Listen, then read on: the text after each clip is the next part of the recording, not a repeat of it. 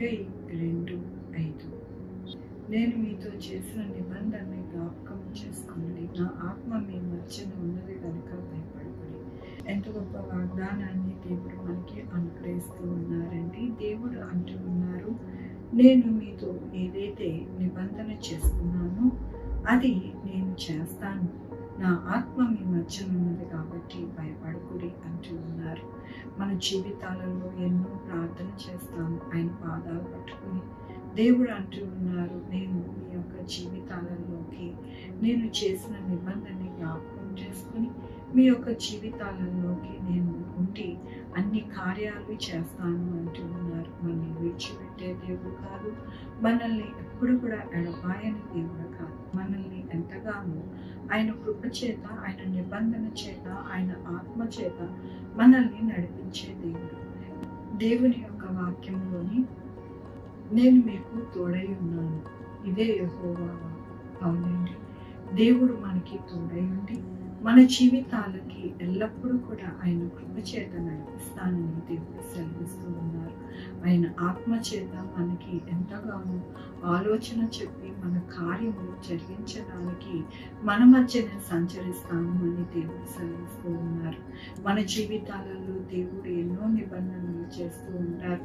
మన బిడ్డల్ని బాగు చేస్తాను, మన బిడ్డలకి మంచి భవిష్యత్తు ఇస్తాను, మనకి మంచి ఆరోగ్యం ఇస్తాను, మన యొక్క మరి ఇళ్లలో ఎటువంటి మరి లోటు అనేది రాకుండా మరి ఆహార విషయంలో దేవుడు మనకి సహాయం చేస్తానని, అలాగే అన్ని విషయాలలో మనకి తోడై ఉంటానని, మంచి ఆరోగ్యం ఇస్తానని మనతో నిబంధన చేస్తూ ఉంటారు.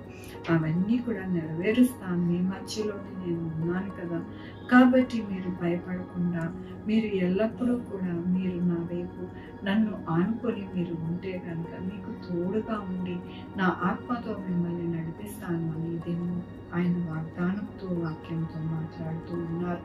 మరెందుకు మనము భయపడాలి, మరెందుకు మనము దిగులు పడాలి? మన జీవితాలలో మనకి దేవుడు నిబంధన చేసుకునే దేవుడు మనకి కలిగి ఉన్నామని మరొకసారి మనము జ్ఞాపకం చేసుకోవాలి. అట్టి దేవుడు ఎక్కడ ఏ ప్రపంచంలో లేదు కానీ యేసయ్య మాత్రమే మనకి ఆ నిబంధన మనకి చేసుకునే దేవుడుగా ఉన్నారని మరొకసారి దేవుడు రుజువు చేస్తూ ఉన్నందుకు దేవునికి వందనాలు చెల్లిస్తూ ఉన్నాను. ఈ దినము నా పుట్టినరోజు, పెళ్లి రోజు అనేక శుభదినంగా చేసుకుంటున్న వారందరికీ కూడా నిండారిగా శుభాకాంక్షలు తెలియజేస్తూ ఉన్నానండి. మీ జీవితంలో దేవుని యొక్క ఆశీర్వాదము, ఆయన బహుమానము, ఆయన దీవెన మీకు కలుగునుగాక. ప్రార్థించుకుందామండి. యెహోవా దేవా, నా తండ్రి, నా ప్రభువా, మీకు అప్పగించిన బట్టి మీకు వందనాలు చెల్లిస్తూ ఉన్నాను. అవునయ్య, మాకు మీ యొక్క ఆత్మ చేత మమ్మల్ని నడిపించే దేవుడిగా, మనకు మీరు నిబంధన చేసుకుని మా యొక్క జీవితాలను కట్టే దేవుడిగా మీరు ఉన్నందుకు మీకు వేలాది వందనాలు చెల్లిస్తూ ఉన్నాను. ఈ దినం నా పుట్టినరోజు, పెళ్లి రోజు అనేక శుభ్రంగా చేసుకుంటున్న వారందరూ దీవించండి, ఆశీర్వదించండి. మా ప్రభు మా కొరకు ప్రార్థించేయమని నా ప్రభా, నా బిడ్డలు నాయన, వారి బిడ్డలు, వారి భవిష్యత్తు, వారి చేయి ఉద్యోగం, వ్యాపారం, వారి ఆరోగ్యం తోడై ఉందని. Sugar, BP, thyroid, heart problem, AIDS, cancer, నరాల బలహీనత, పెరాలసిస్, ర్యాషెస్, ప్రతి విధమైన అనారోగ్యాన్ని తీసుకుని స్వస్థపరిచేయవాలి. మీ కృపలో ప్రతి ఒక్కరిని అనుగ్రహించమని కోరుకుంటున్నాను. అలాగే నాయన ప్రభు, నాయన ఉద్యోగాలే వారికి ఉద్యోగాలు దయచేయండి, ఉద్యోగాలు పోవడానికి సహాయం చేయండి.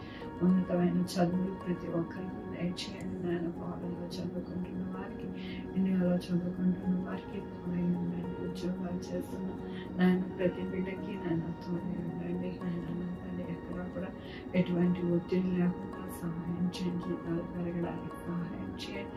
వారు చేస్తున్నాను తండ్రి, వారి యొక్క ఉద్యోగాలలో గుర్తింపు రావడానికి సహాయం చేయండి.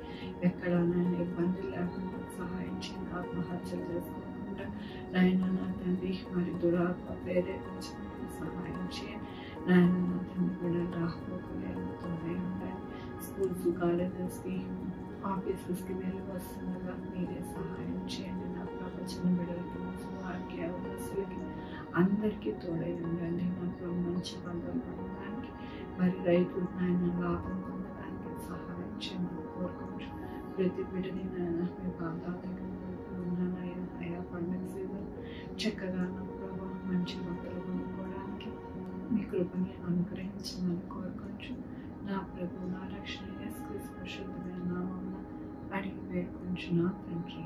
ఆమె తండ్రి కుమార పరిశుద్ధాత్మ సదాకాలము మనందరికీ తోడై ఉండను గాక. ఆమె